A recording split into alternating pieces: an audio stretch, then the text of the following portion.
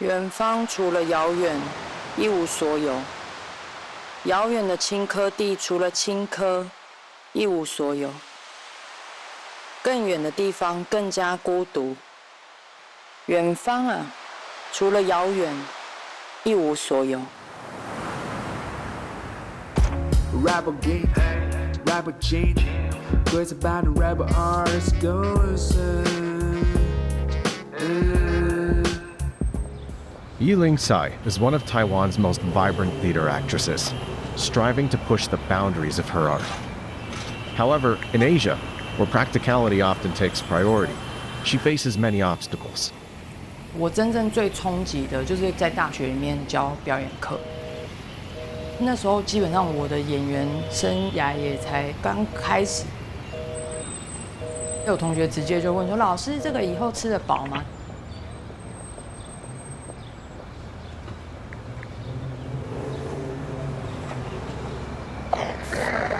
我就一直觉得我在教这些事情很站不住脚，因为我不知道要用什么样的方式去面对他们，因为连我自己我都不确定未来的发展会长什么样子。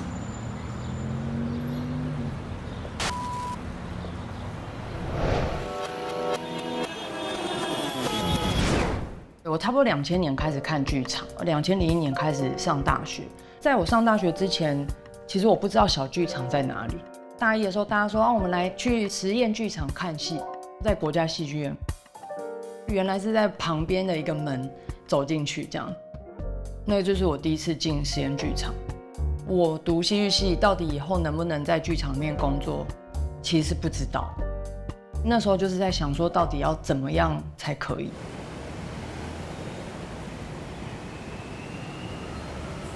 我还有跟到以前小剧场很重要的团叫临界点，然后他们就会开很多课，比如说礼拜2、礼拜4，我就直接走进去那边上临界点排练场那边上课，但是老师可能根本不知道我们是谁，不知道我们叫什么名字这样子，而且不收钱，佛心的。我去那边上课的时候，有一天就有一个他们的团员走下来，不是以前他们就会笑说表演课会上那种，比如说你是一片落叶，然后你要怎么这样飞下来这样，然后他就开始表演那一片落叶，然后头发就这样子盖来盖去这样，然后我就想说是疯子吗？是疯子吗？反正当时我就是看了很多这样的东西，像后来我也有去临界点看戏，比如说他是一个男生的独角戏，然后他拿出了一根香蕉，唱了歌还是跳了舞，还是跟那香蕉讲话。后来他就把那香蕉拨一拨之后，他就把那香蕉有点弄在墙壁上，他就用他的肚腩就是疯狂的磨蹭那个香蕉。是疯子吗？是疯子吗？可是因为他触发了我看的时候会有一些感觉嘛，这些启发我蛮多感觉的表演是那一段时间其实累积蛮多的这样子。这时石头飞到我身边，石头长出血，石头长出7姐妹。站在一片荒芜的草原上，这时我在远方，那时我自由而贫穷。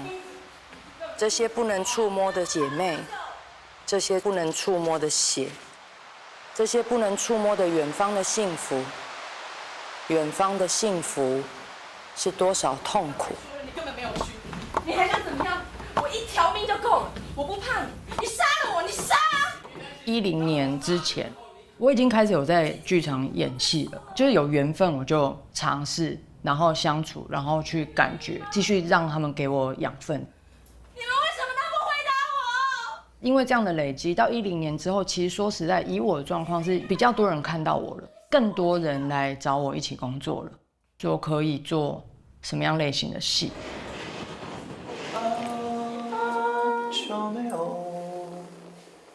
我有一点在怀疑，因为如果后面的衣服拖得比较长，对，其实我不太能原地转，因为我的训练最开始以台湾的剧场环境为主。In the Taiwanese theater scene, popular actors must rehearse different productions simultaneously to sustain their creative energy. 你大概1个多礼拜拍2个戏，好疯狂，不过也蛮有趣的。导演跟这个 crew 有一些是一样的。对啊。像这种重叠化，你是怎么样看待这个问题？因为我们每一个戏的档期，就是演出的周数其实非常少，所以你要演员可以支撑生活的话，他就必须同时，可能这个月有一个戏，下一个月有一个戏，那排练期一定会重叠，所以这是台湾我觉得蛮常态，就是大家都在面对的工作的模式啊，对。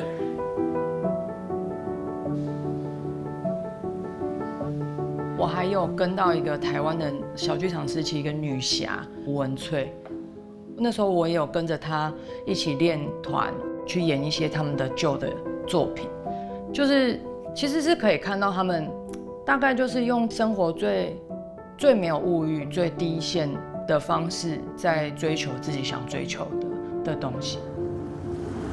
你疲倦的像叶子。接受了9月的骄阳，你突然挥起手来，让我快点回家。你想留给我快乐，用闪耀掩藏着悲哀。你说，你干事去吧，你怕我浪费时间。你和另一个人去看海浪，海浪堆满了果皮。你不以为这是真的，可真的已经到来。你独自去接受一个宿命，祝福总留在原地。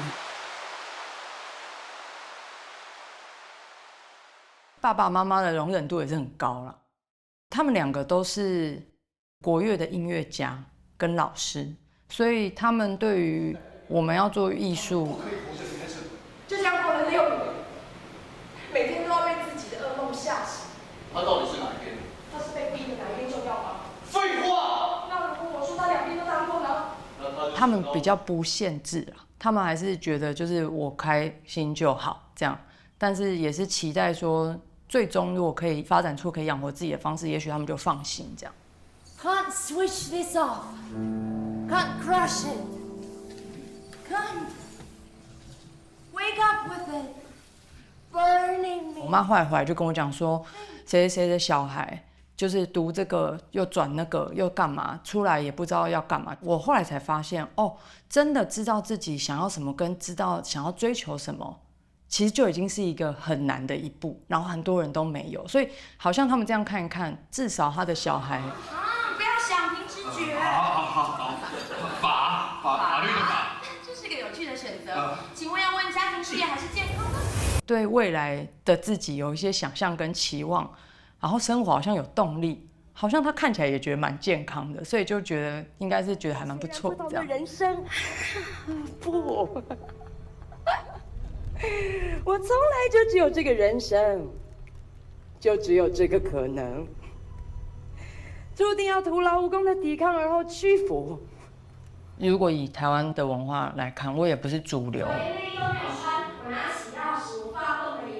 我不是大家会想要用的类型，我也觉得没有必要去福音这件事情。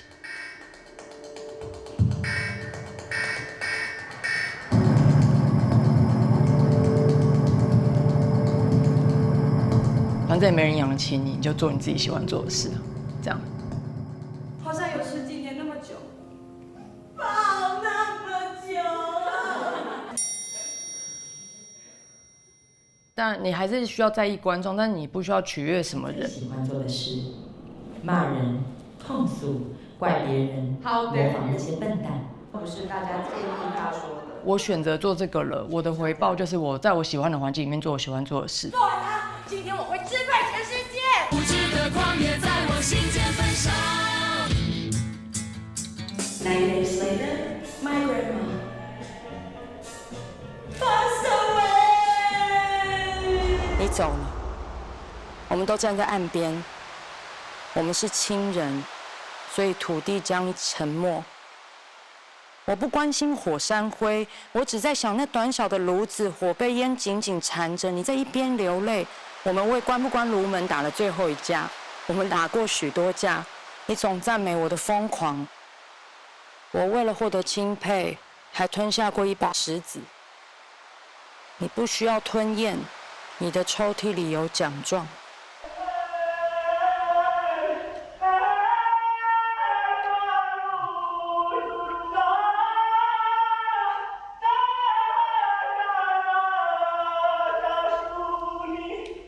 国家两厅院邀请他来导戏，我去参加了甄选，因为我想要比较深入的学习他的方法，所以我就去希腊上他的夏季的工作坊。那一次待了1个月，去做他的训练。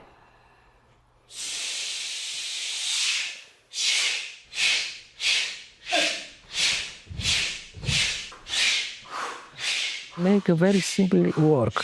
They must go deep, and this is very simple, inhalation, exhalation, because this deep inhalation, exhalation, what creates the concentration, and what are the discipline. Now the concentration is bigger and immediately open the body more. The throat is open, the hands. You are looking not to the people, you are looking through the people. You are looking that I say. 它的形式不要我们去诠释台词，比如说我想吃饭，不要诠释这句台词的同时，感觉我这个字被撑大了，变得更开放，变得更多。我想喝水，但是我没有。在那个超过语言的工作状况里面，我必须开启更多身体跟内在的感官，去真的理解。这个对我来说是剧场面一个非常重要的学习。但是我没有脚。怎么在不是只是讲出来的状况之下，去传达我们想要传达的事？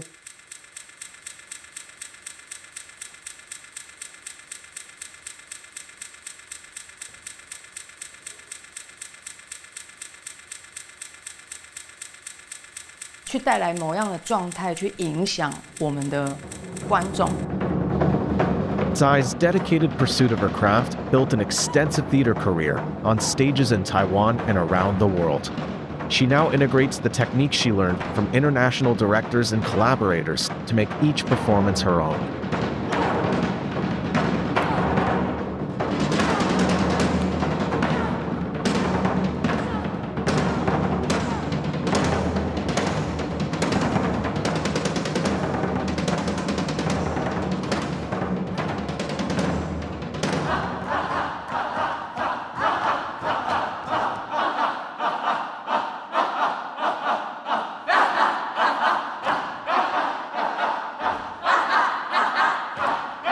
They were thinking, they try to understand, and this is very good if the spectator try to understand this is the good function of the theater and of the art.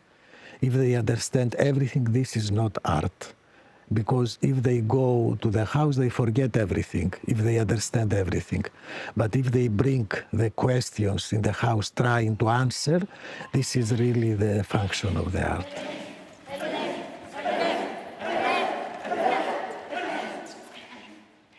我基本上只参加冒险。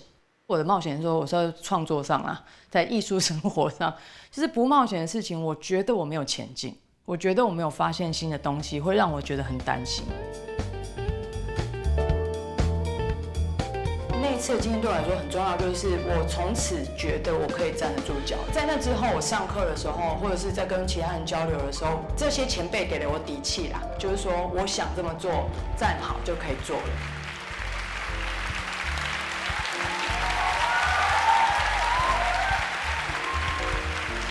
怎样才是一个鬼才？我觉得他要具备像鬼一样，不知道为什么，但他活得好好的特质。有可能他是与生俱来的，也有可能他后天他发展出一些技能去支撑他，继续可以丰富他自己的内在外在，然后又可以让自己继续活在这世界上面。可以这样子好好的人，其实就已经蛮像鬼。然后如果他有才华的话，他就会是个鬼才这样。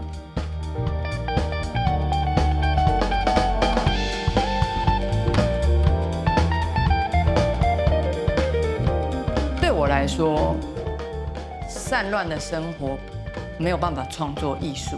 每个人有不同的规律，但是自己要创造出自己的规律。然后，如果演员的话，特别需要照顾自己的身体跟心理状态。我真的觉得说，我想要一辈子都可以做这件事，我就不可能演某一个戏然后发疯嘛，或者演某一个戏把自己身体弄坏。所以，怎么健康的做这件事情，反而对我来说是很需要练习跟需要寻找的这样子。